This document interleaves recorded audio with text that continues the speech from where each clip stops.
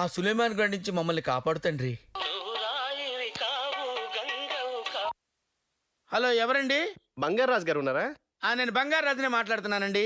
ప్రభాస్ గారు మీతో మాట్లాడతారంట. ప్రభాసా? అంటే హీరో ప్రభాసా?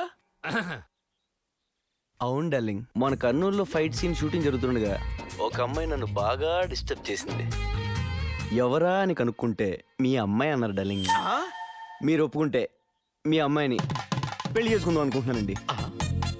నా కూతుర్నే పెళ్ళే? అవునండి.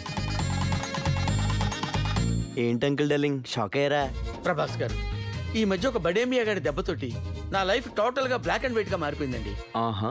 కానీ మీ ఫోన్ కాల్ తోటి మళ్ళీ కలర్ఫుల్ గా తయారైంది. మీ అమ్మాయితో నాకు పెళ్లి కుదిరిస్తే కర్నూలు సెంటర్లో మీదో శిలా విగ్రహం పెట్టిస్తా.